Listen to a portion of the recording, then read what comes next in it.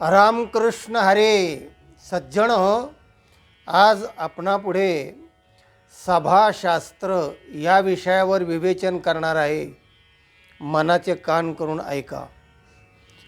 समाज चालण्यासाठी संघटन लागतं, म्हणजे मंडळ लागतं. आणि मंडळ संघटन असं म्हटलं त्याला आपण संस्था म्हणतो. आणि मग त्या संस्थेची एक घटना असते, ती चॅरिटी कमिशनरकडे नोंदवावी लागते. त्या घटनेमध्ये नाव, उद्देश, सभाशास्त्र सगळं लिहिलेलं असतं.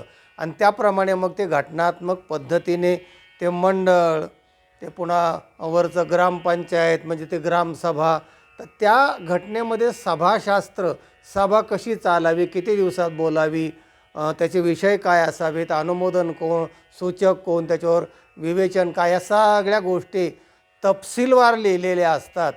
आणि त्यालाच सभाशास्त्र असं म्हणतात. आणि तोच आजचा हा आपला विषय आहे. म्हणजे ग्रामसभेपासून तर थेट लोकसभेपर्यंत सगळ्यांचे सभाशास्त्र, ते आचारसंहिता लिहिलेली असते. घटना त्याला आपण म्हणतो. आणि त्या घटनाप्रमाणे सभा चालतात. तर असंच महाभारतामध्ये जे सभापर्व आहे त्याच्यामध्ये एक श्लोक आलेला आहे की ज्या श्लोकामध्ये 4 मुद्दे स्पष्ट करताना पहिला जो मुद्दा आहे तो आहे सभा कशी असावी. आणि जर ती सभा असेल आणि त्यात जर अमुक नसेल तर ती सभाच नाही आहे, अशा अर्थाचा मुद्दा पहिला आहे. असे 4 मुद्दे त्या श्लोकामध्ये सांगितलेले आहेत. अतिशय महत्त्वाचे आहेत. एका मुद्द्यावर 1-1, 2-2 व्हिडिओ होतील असे ते विवेचन आहे. पण थोडक्यात सांगण्याचा आपण प्रयत्न करूया. काय म्हणतायत ते भारतकार, महाभारतकार. नसा सभा यत्र न संति वृद्धाः वृद्धाः न ते वदन्ति धर्मं नसौ धर्मः यत्र नास्ति सत्यं न तत् सत्यं यच्छलेन अनुविद्धं. महाभारत. ही सभा पर्वातला श्लोक आहे. महाभारती जे नाही ते नोहेची लोके तेही, म्हणून म्हणिपे पाही व्यासोचिष्ट जगत्त्रयम. महाभारतात सगळे विषय आलेले आहेत. तेव्हा हे सभापर्वातला भाग आहे. आणि सभाशास्त्र कसं असावं. पहिला मुद्दा, नसा सभा, ती सभा नाही. कोणती?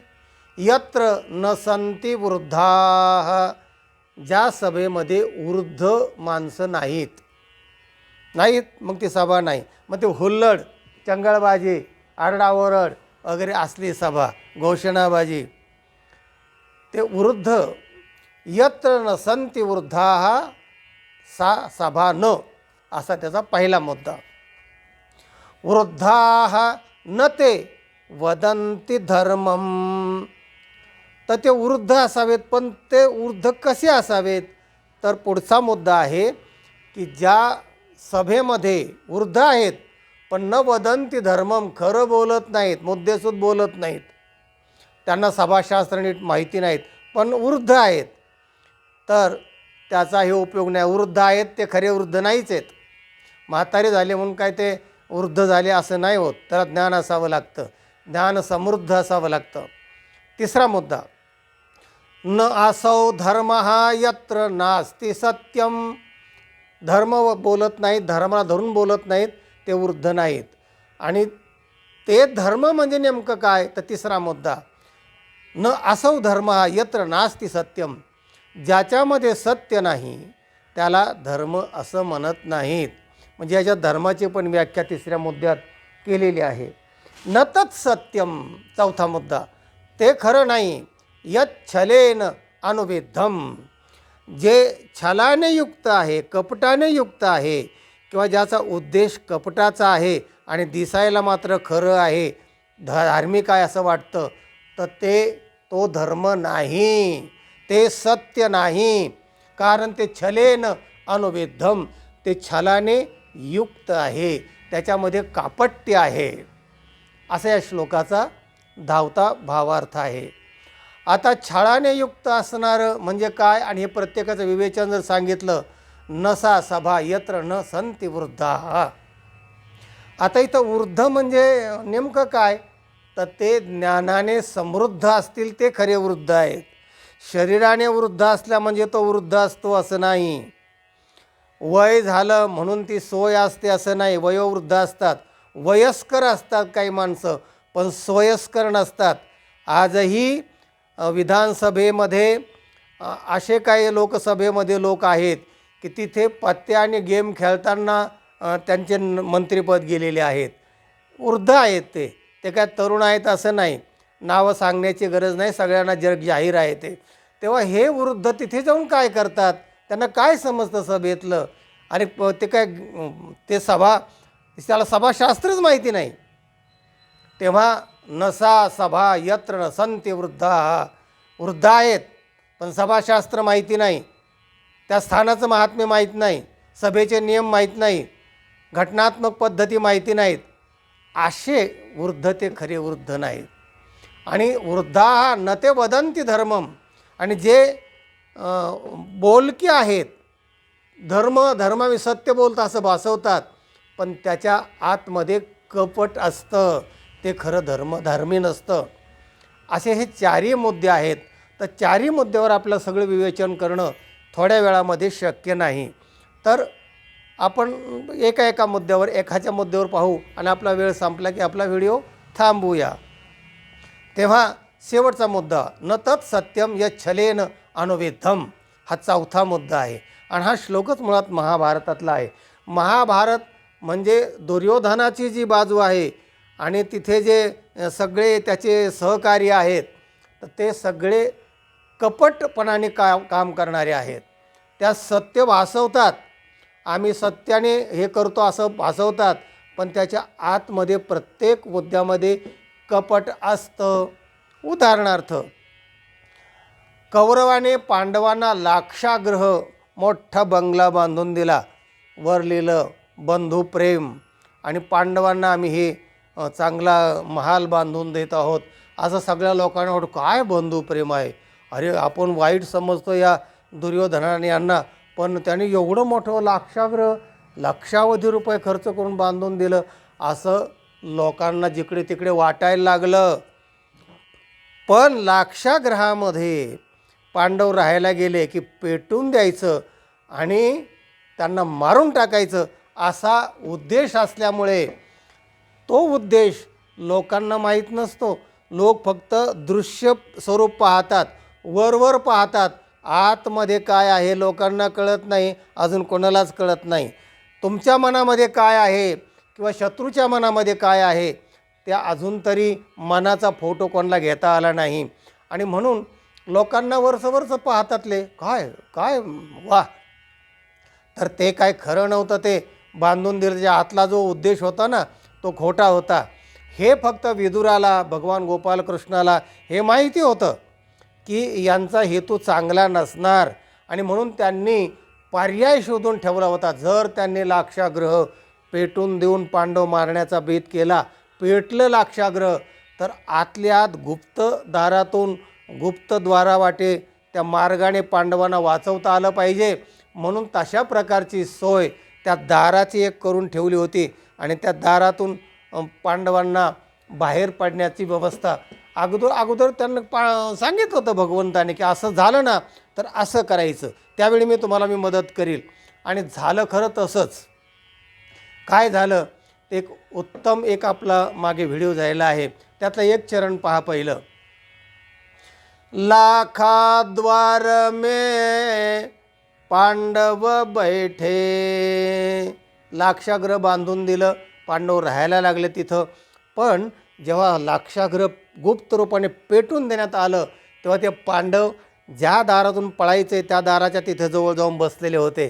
लाखाद्वार में पांडव बैठे, गुप्त आग लगाई, गुप्त रूपाने आग लावली. चक्र मार के धरणी फोडी, आगमन की राह बताई, बिगरी किन्हे बनाए नाथ मोहे, बिगरी किने बनाए। बिगरी या अर्थाचा व्हिडिओ आपला झालेला आहे पूर्वी, तो जरूर ऐका. तेव्हा चक्र मारके धरणी फोडी, आगमन की राह बताई. भगवंताने चक्र मारून ते त्याचा रस्ता करून दिला आणि पांडव गुप्तरूपाने वनात निघून गेले. यांना असं वाटलं की मेले जळून, आता काय हे दशक्रिया करून मोकळे झाले. सांगायचा मुद्दा काय की लोकांना जरी धर्म असं वाटलं तरी ते धर्म असतं असं नाही. आणि वयोवृद्ध झाले आणि ते सभेत बसले म्हणून ती सभा असते असंही नाही. तर वृद्धाचं लक्षण करताना सुद्धा सदोष असू शकतं. एक सुभाषित असं आहे की त्याच्यावर पण आपला व्हिडिओ झालेला आहे. वयोवृद्धा तपोवृद्धा ज्ञानवृद्धा चया परे, ते सर्वेपि धनवृद्धानां द्वारे तिष्ठन्ति किंकरवत. काही वयोवृद्ध असतात, वयोवृद्ध असला वयस्कर असतात पण सोयस्कर नसतात, पिकला पण विकला नाही अशी काही माणसं म्हातारे असतात. आणि म्हणून बऱ्याच कुटुंबातून त्यांना हाकलून दिलेलं असतं आणि मग ते कुठेतरी फिरत असतात. असे काही वयोवृद्ध असतात. तर खूप वय झालं म्हणजे ज्ञान असतं त्याला असं नाही आहे. म्हणून ज्ञानदेव ज्ञानयोगी आणि दुसरा जो चांगयोगी. तर ज्ञानेश्वर महाराजांना त्या चांगदेवाला उपदेश करावा लागला. ज्ञानेश्वर माऊलींचं वय काय, चांगदेव 1400 वर्ष जगला पण त्याला ज्ञान नाही झालं, त्याला चांगदेव 65 सांगावी लागली. तेव्हा वयोवृद्ध काही लोक असतील, काही तपोवृद्ध असतात, खूप तप करतात पण ज्ञानाचं असेल असं नाही. काही ज्ञानवृद्ध असतात, चयापरे आणखीन काही वृद्ध असतात. पण श्लोकार म्हणतात ते सर्वेपि धनवृद्धानां द्वारे तिष्ठन्ति किंकरवत. ते सर्व वृद्ध, जे धनवृद्ध माणूस असतो म्हणजे धनिक माणूस असतो, मग तो मूर्ख का असना पण गडगंज धन आहे त्याच्याकडे, त्याच्या दारामध्ये हे सगळे वृद्ध किंकरवत तिष्ठती असं म्हटलं आहे. म्हणजे सेवकाप्रमाणे काम करतात. बघा ना ह्या दुर्योधनाच्याच याच्यामध्ये कृपाचार्य काय, द्रोणाचार्य काय, भीष्माचार्य काय, कर्ण काय, हे सगळे त्याचं ऐकायचे. काय करायचं असेल ते तो सांगेल तसं करायचे. हे काय होतं, ते धनवृद्ध होता, सत्ता आणि संपत्ती ज्याच्याकडे आहे त्याचं सगळे दारात हे किंकरवत तिष्ठन्ति असं म्हटलं आहे. नोकरासारखे राबतात आणि म्हणून धनार्जयध्वम धनार्जयध्वम असं एक सुभाषित आहे. म्हणून ज्याच्याकडे धन आहे आणि सत्ता आहे ते बलवान ठरते आणि सगळे वृद्ध त्याचे सेवक बनतात. तेव्हा तात्पर्य आहे की या श्लोकामध्ये 4 मुद्दे सांगितलेले आहेत की ते 4 मुद्दे असे की सभा कशी असावी, नंतर दुसरं आहे वृद्ध कसे असावेत, धर्म कसा असतो आणि सत्य म्हणजे नेमकं काय, असे 4ही मुद्द्यांचा थोडक्यात खुलासा केलेला आहे. आणि थोडक्यात तुम्हाला परामर्श सांगितलेला आहे कारण हा विषय मोठा आहे. तेव्हा सभाशास्त्र समजलं पाहिजे, सभा असली पाहिजे, घटनात्मक पद्धतीने आपण चाललो पाहिजे, त्याचं सर्क्युलर काढावं लागतं, विषय द्यावे लागतात, त्या सगळ्या गोष्टी त्यांना पोहोचाव्या लागतात, ते अगोदर काढावे लागतात, अध्यक्षांनी काय करायचं, कोषाध्यक्ष, हे सगळं त्या घटनेमध्ये असतं. ह्या घटनासुद्धा नीट वाचत नाहीत लोक आणि अध्यक्ष असतात, काय काय असतं, काय काय चालतं. 6 सभा मी घेतल्या, 6 सभेचं आत्तापर्यंत 50 वर्ष प्रोसिडिंग लिहिण्याचं ज्ञान नसतं, सभा कसं, पण अध्यक्ष आम्ही त्यांना केलेलं आहे ना, मग त्यांच्या पद्धतीने पण सगळं आम्हीच हाताळायचं. आणि ते अनुभवातून मी सांगतो म्हणून मुद्दाम सभाशास्त्राचा हा विषय घेतला आहे. सभाशास्त्र नीट तपासा, वाचा आणि घटनात्मक, मग ते मंडळ असू दे का आणखीन लोकसभा असू दे, तर त्या पद्धतीने वागा तरच लोक हे सगळे संघटित रूप्या सुखाने राहतील.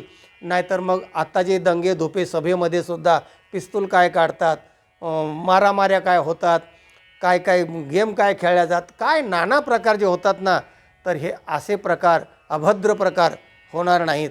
त्यासाठी सभाशास्त्र नीट माहिती असावं म्हणून थोडक्यात तुम्हाला झलक दाखवण्याचा प्रयत्न मी केलेला आहे. सज्जन हो, हा व्हिडिओ इतरांना पाठवा, लाईक करा. ज्यांनी चॅनलला सबस्क्राईब केलं नाही सबस्क्राईब करा. ज्ञान ऐकत राहा, ज्ञान वाटेत राहा, आनंदी राहा. रामकृष्ण हरे.